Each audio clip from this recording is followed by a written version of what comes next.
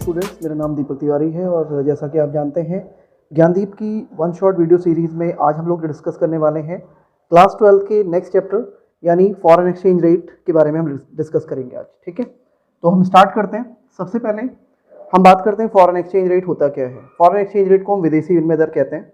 देखो, basically foreign exchange rate का मतलब होता है कि किसी कंट्री की करेंसी की एक सिंगल यूनिट के बदले में आप दूसरी कंट्री की कितनी यूनिट एक्वायर कर सकते हो या फिर उसे उसमें कन्वर्ट कर सकते हो, that is called foreign exchange rate. जैसे $1 इक्वल टू राइट नाउ अभी 82 अप्रॉक्स होगा, इसी को हम कहते हैं फॉरेन एक्सचेंज रेट। ठीक है, नेक्स्ट हम बात करते हैं। बेसिकली एक्सचेंज रेट को मेजर करने के लिए दो यहाँ पे मेथड्स हैं, fix exchange rate system and flexible exchange rate system. Fix exchange rate system होता क्या है, इसको हम बोलते हैं स्थिर विनिमय दर प्रणाली। देखो, fix exchange rate are those rate which is determined by the government. इसे कौन तय करता है? गवर्नमेंट तय करती है। ठीक है, ये डिमांड एंड सप्लाई पे डिपेंडेंट नहीं है, ये मार्केट फोर्स पे डिपेंड नहीं करता है। इसको कौन तय करती है? सिर्फ और सिर्फ गवर्नमेंट डिसाइड करती है, गवर्नमेंट तय करती है। ठीक है, इसी को हम कहते हैं फिक्स एक्सचेंज रेट। नेक्स्ट हम बात करते हैं फ्लेक्सिबल एक्सचेंज रेट सिस्टम। देखो, basically flexible exchange rate are those which is not determined by the government. इसमें गवर्नमेंट कोई भी रोल प्ले नहीं करती, गवर्नमेंट इसमें इंटरफेयर नहीं करती है। ये टोटली डिपेंड करता है मार्केट फोर्स पे यानी डिमांड एंड सप्लाई पे। इन केस अगर फॉरेन करेंसी की डिमांड ज़्यादा है तो रेट ज़्यादा होगा यानी डॉलर महंगा होगा। अगर फॉरेन करेंसी जो डिमांड कम है तो ध्यान रखिएगा यहाँ पे डॉलर सस्ता होगा यानी रेट ऑफ एक्सचेंज कम होगा।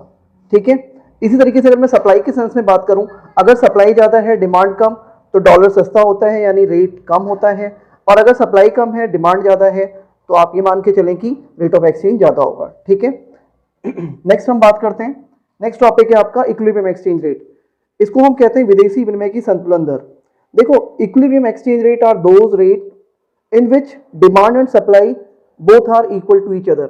यानी जहां पे फॉरेन करेंसी की डिमांड और फॉरेन करेंसी की सप्लाई दोनों एक दूसरे के इक्वल होती हैं, यानी जहां पे दोनों एक दूसरे को इंटरसेक्ट करते हैं, that point is called equilibrium point. और उस टाइम पे जो भी रेट होगा वो आपका इक्विलिब्रियम एक्सचेंज रेट होगा, और जो भी आपकी सप्लाई होगी वो आपका इक्विलिब्रियम क्वांटिटी कहलाती है। ठीक है, जैसा कि हम यहाँ पे इस फिगर के अकॉर्डिंग देखें तो ये डिमांड कर्व है जो फॉरेन करेंसी की डिमांड को रिप्रेजेंट कर रहे हैं, ये सप्लाई कर्व है एसएस, ये दोनों एक दूसरे को कहाँ पे कट कर रहे हैं? ई पॉइंट पर। So E point is called equilibrium point. और इस टाइम पे जो भी रेट ऑफ एक्सचेंज है यानी कि ओ आर, ये आपका इक्विलिब्रियम एक्सचेंज रेट होगा, और इस टाइम पे जो भी हमारी क्वांटिटी है ओ क्यू, ये आपकी इक्विलिब्रियम क्वांटिटी कहलाती है। ठीक है, नेक्स्ट हम बात करते हैं डोमेस्टिक करेंसी। देखो, बेसिकली डोमेस्टिक करेंसी होती क्या है? देखो, डोमेस्टिक करेंसी को आप घरेलू मुद्रा कह सकते हो। किसी भी कंट्री की अपनी जो ओन करेंसी है वो डोमेस्टिक करेंसी कहलाती है। जैसे इंडिया में इंडियन रुपीस चलते हैं तो वो आपका क्या है? डोमेस्टिक करेंसी है। ठीक है, आपको जानना चाहिए। नेक्स्ट हम बात करते हैं appreciation and depreciation of domestic currency. देखो, एप्रिसिएशन का मतलब क्या है? अगर मैं कहूं कि फॉरेन करेंसी के कंपेयर में अगर आपकी डोमेस्टिक करेंसी की वैल्यू बढ़ती है तो इसे क्या बोलोगे आप? Appreciation in domestic currency. जैसे $1 की कीमत मान लो कि राइट नाउ 80 रुपीज है, अगर $1 की कीमत अगर हम 70 रुपीज हो जाता है, इसका मतलब ये है कि अब हमें डॉलर को खरीदने के लिए कम पैसे देने होंगे। तो इसका मतलब ये हुआ कि हमारी डोमेस्टिक करेंसी बढ़ रही है, ये आपका एप्रिसिएशन कहलाता है। और डेप्रिसिएशन इन डोमेस्टिक करेंसी का मतलब क्या है? अगर आपकी डोमेस्टिक करेंसी की वैल्यू फॉरेन करेंसी के कंपेयर में घटती है यानी उसकी वैल्यू रिड्यूस हो जाती है, that is called depreciation in domestic currency. For example, जैसे $1 अभी राइट नाउ 80 रुपीज का है, कल को $1 को खरीदने के लिए हमें अगर 90 रुपीज या 100 रुपीज पे करना पड़े यानी ज्यादा पे करना पड़े तो ये आपका क्या है? Depreciation in domestic currency. ठीक है, नेक्स्ट हम बात करते हैं devaluation and revaluation of domestic currency. देखो, डिवैल्यूएशन ऑफ डोमेस्टिक करेंसी का मतलब क्या है? अगर हमारी गवर्नमेंट जानबूझकर के अपनी डोमेस्टिक करेंसी की वैल्यू को कम करती है इंटरनेशनल करेंसी के कंपेयर में, तो इसे आप क्या बोलेंगे? Devaluation in domestic currency. यानी इसको हम बोलते हैं घरेलू मुद्रा में अवमूल्यन, यानी घरेलू मुद्रा में कमी लाना। ठीक है, इसी तरीके से अगर मैं बात करूं कि अगर हमारी गवर्नमेंट अपनी डोमेस्टिक करेंसी की वैल्यू को फॉरेन करेंसी के कंपेयर में बढ़ाती है यानी उसकी वैल्यू को रेज करती है, so that is called revaluation in domestic currency. अच्छा, डोमेस्टिक करेंसी को डिवैल्यूएशन या रिवैल्यूएशन करने का इंटेंशन क्या है? जरा सोचो, अगर मैं आपको एक्सपोर्ट और इंपोर्ट पे पड़ने वाले इंपैक्ट की बात करूं तो क्या इंपैक्ट पड़ेगा? अगर डिवैल्यूएशन इन डोमेस्टिक करेंसी होता है, इसका मतलब ये हुआ कि आपकी जो डोमेस्टिक करेंसी है वो सस्ती है जबकि डॉलर महंगा है। तो उस सिचुएशन में आप क्या करेंगे? एक्सपोर्ट को बढ़ाएंगे। क्यों? क्योंकि एक्सपोर्ट करने से क्या होगा, आपके पास ज्यादा से ज्यादा बढ़ी हुई फॉरेन करेंसी आएगी, ठीक है। और इंपोर्ट को आप क्या कर देंगे, कम कर देंगे। क्यों? क्योंकि इंपोर्ट करोगे तो आपको ज्यादा पैसा देना पड़ेगा। इसी तरीके से अगर मैं बात करूं रिवैल्यूएशन इन डोमेस्टिक करेंसी, इसका मतलब यह है कि गवर्नमेंट ने आपकी डोमेस्टिक करेंसी की वैल्यू को बढ़ा दिया है और फॉरेन करेंसी की वैल्यू कम है। अगर आपका रुपया महंगा है और डॉलर सस्ता है, ध्यान रखिएगा डॉलर सस्ता है यानी फॉरेन करेंसी कम है, जबकि डोमेस्टिक करेंसी हमारी ज्यादा है, तो उस टाइम पे हमें इंपोर्ट करने में ज्यादा फायदा है और एक्सपोर्ट करने में हमें लॉस है। तो हम लोग इंपोर्ट ज्यादा करेंगे, एक्सपोर्ट कम करेंगे, ये आपको ध्यान रखना चाहिए। नेक्स्ट हम बात करते हैं मैनेज फ्लोटिंग। ये मैनेज फ्लोटिंग होता क्या है? देखो मैनेज फ्लोटिंग का मतलब ये है, बेसिकली आप जानते हैं कि जो एक्सचेंज रेट है वो मार्केट फोर्स पे डिपेंड करता है, यानी demand and supply of foreign currency पे। लेकिन समटाइम कभी कभी क्या होता है कि जो गवर्नमेंट या फिर सेंट्रल बैंक उसमें इंटरफेयर करता है, यानी उसको एक लिमिटेड डायरेक्शन में ही वो चाहता है कि वो मूव करे, यानी बढ़े या घटे।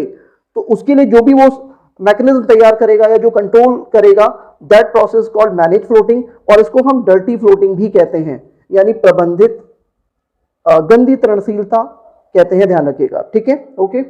नेक्स्ट हम बात करते हैं वाई फॉरेन एक्सचेंज डिमांड, यानी हमारे द्वारा विदेशी मुद्रा की मांग क्यों की जाती है। मैं आपको बता दूं कुछ एक रीजन है जिनकी वजह से हम फॉरेन करेंसी की डिमांड करते हैं।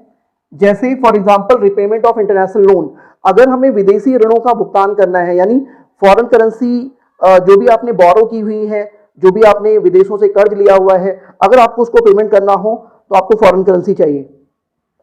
नेक्स्ट है import from the rest of the world, अगर हमें फॉरेन से कुछ चीजें इंपोर्ट करनी है like goods and services, machineries या इक्विपमेंट्स, तो आपको ध्यान रखना कि फॉरेन करेंसी में पेमेंट करना होगा। नेक्स्ट है आपका इन्वेस्टमेंट इन फॉरेन या अब्रॉड, अगर आपको विदेशों में निवेश करना है, विदेशों में इन्वेस्टमेंट करना चाहते हो, तो ध्यान रखिएगा आपको फॉरेन करेंसी चाहिए। नेक्स्ट है डायरेक्ट परचेज फ्रॉम अब्रॉड, अगर आप विदेशों से डायरेक्टली कुछ अब्रॉड से परचेज करना चाहते हो, कुछ भी हो सकता है, चाहे वो गुड्स है सर्विसेज है, तो आपको पेमेंट ध्यान रखिएगा फॉरेन करेंसी में करनी होगी। नेक्स्ट है स्पेकुलेटिव मोटिव, आपको पता है अगर हमें विदेशों में सट्टा व्यापार करना है, इसका मतलब ये हुआ कि फॉरेन में अगर आपको स्टॉक मार्केट में पैसा इन्वेस्ट करना है तो उसके लिए भी आपको फॉरेन करेंसी चाहिए होती है। नेक्स्ट है पेमेंट ऑफ इनकम, याद रखिए अगर आपकी कंट्री में कुछ फॉरेनर्स काम करते हैं, विदेशी लोग काम करते हैं, तो आपको उनका वेतन यानी उनकी सैलरी फॉरेन करेंसी में देनी होगी, ना कि आप उन्हें इंडियन रुपीज में पे करेंगे, ठीक है। तो या फिर अगर आपने फॉरेन से कोई सर्विसेज ली हैं सपोज दैट, तो आप उनको जो भी आप पैसा पे करेंगे वो आपको फॉरेन करेंसी में ही पे करना होगा, जिस कंट्री से वो बिलोंग करते हैं उनको उन्हीं करेंसी में ही आप पेमेंट करेंगे। तो ये कुछ चीजें हैं जो आपको ध्यान रखनी है, इन रीजन से हम लोग फॉरेन करेंसी की डिमांड करते हैं।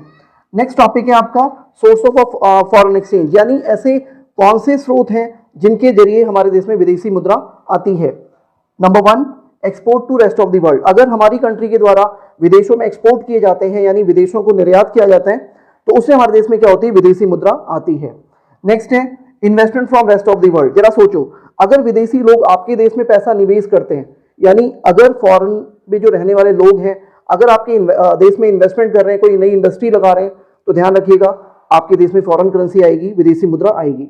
नेक्स्ट है direct purchase by rest of the world, अगर विदेशी लोग आपके यहाँ पे कोई भी डायरेक्ट परचेज करते हैं, शॉपिंग करते हैं या कुछ भी खरीदारी करते हैं, ध्यान रखिएगा वो विदेशी मुद्रा देकर के जाएंगे, यानी आपके पास फॉरेन करेंसी इससे भी आती है। नेक्स्ट है loan from rest of the world, अगर हमारे कंट्री के द्वारा विदेशों से कर्ज लिया जाता है, विदेशों से ऋण लिया जाता है, तो ध्यान रखिएगा जो भी आप लोन लेंगे वो फॉरेन करेंसी में ही लेंगे, तो इससे भी आपकी कंट्री में फॉरेन करेंसी आती है। नेक्स्ट है इनकम रिसीप्ट, जरा सोचो हमारी कंट्री के द्वारा या हमारी कंट्री के जो भी इंडस्ट्रियलिस्ट हैं, बिजनेसमैन हैं या प्रोड्यूसर्स हैं, अगर वो फॉरेन में अब्रॉड में अपनी सर्विसेज देते हैं, तो उन सर्विसेज के बदले में जो भी वो पैसा लेते हैं, ध्यान रखिएगा वो उन्हें पेमेंट डॉलर में आती है, फॉरेन करेंसी में आती है। ये भी आपकी क्या है, फॉरेन करेंसी आने का स्रोत है, यानी सोर्सेज है। तो ये हमने यहाँ पे सोर्सेज ऑफ फॉरेन एक्सचेंज के बारे में पढ़ा। नेक्स्ट टॉपिक हम बात करते हैं फॉरेन एक्सचेंज मार्केट। देखो बेसिकली फॉरेन एक्सचेंज मार्केट है क्या, इसे हम कहते हैं विदेशी विनिमय बाजार। फॉरेन एक्सचेंज मार्केट आर दो मार्केट इन विच हम लोग फॉरेन करेंसी की सेल एंड परचेजेस करते हैं, यानी हम यहाँ पे विदेशी मुद्रा का क्रय विक्रय करते हैं। तो ऐसे मार्केट को आप क्या बोलोगे, फॉरेन एक्सचेंज मार्केट। इसके फंक्शंस क्या हैं, सबसे पहला फंक्शन है ट्रांसफर फंक्शन। ध्यान रखिएगा आप कहीं पे भी हैं, आपको फॉरेन करेंसी अगर ट्रांसमिट करनी है, ट्रांसफर करना है, तो ये आप फॉरेन एक्सचेंज मार्केट की हेल्प ले सकते हैं या उनके सपोर्ट से आप यहाँ पे ट्रांसफर कर सकते हैं। नेक्स्ट है आपका क्रेडिट फंक्शन। क्रेडिट फंक्शन ये है, अगर हमें क्रेडिट वो भी फॉरेन करेंसी में चाहिए तो ध्यान रखिएगा हमें फॉरेन करेंसी क्रेडिट के तौर पे फॉरेन एक्सचेंज मार्केट के द्वारा ही अवेलेबल करवाया जाता है, तो ये अनदर फंक्शन है क्रेडिट फंक्शन। नेक्स्ट है आपका हेजिंग फंक्शन। ध्यान रखिए फॉरेन करेंसी के रेट में जो होने वाले उतार चढ़ाव हैं, यानी समटाइम कभी वो रेज हो जाता है, कभी डाउनफॉल आ जाता है, तो इस उतार चढ़ाव से बचने के लिए, इस रिस्क को कम करने के लिए अलग जो अनदर फंक्शन है वो आपका फॉरेन एक्सचेंज मार्केट परफॉर्म करता है, यानी ये कहीं ना कहीं रिस्क को कम करने का भी काम करता है। नेक्स्ट हम बात करते हैं स्पॉट मार्केट। देखो स्पॉट मार्केट क्या है, स्पॉट मार्केट को चालू बाजार भी कहते हैं। एट प्रेजेंट यानी प्रेजेंट में जो होने वाले लेन देन है, वर्तमान में जो होने वाले लेन देन है उसको हम स्पॉट मार्केट कहते हैं। इसमें जो भी फॉरेन एक्सचेंज रेट डिसाइड होता है वो प्रेजेंट में डिसाइड होता है और इसका रिलेशन सिर्फ और सिर्फ प्रेजेंट से है, फ्यूचर से कोई लेना देना नहीं है, ध्यान रखिएगा। नेक्स्ट हम बात करते हैं फॉरवर्ड मार्केट। देखो फॉरवर्ड मार्केट को हम वायदा बाजार भी कहते हैं।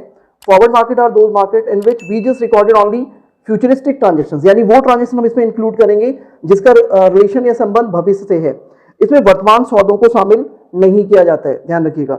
और इसमें जो भी लेन देन आप फ्यूचर में करने वाले हैं उसे अभी से ही प्रेजेंट में उस चीज को लेकर के जो भी रेट ऑफ एक्सचेंज है वो अभी से तय कर लिया जाता है, ठीक है। तो इसका संबंध सिर्फ और सिर्फ फ्यूचर से है, प्रेजेंट लेन देनों को इसमें शामिल नहीं किया जाता है। तो यहाँ पे जाके ये आपका टॉपिक फिनिश हो जाता है। आई होप आप लोगों को बहुत अच्छे से समझ में आया होगा। आप लोग इसे ध्यान से देखिएगा, अगर कोई प्रॉब्लम आती है तो जरूर कमेंट कीजिएगा। आज के लिए थैंक यू।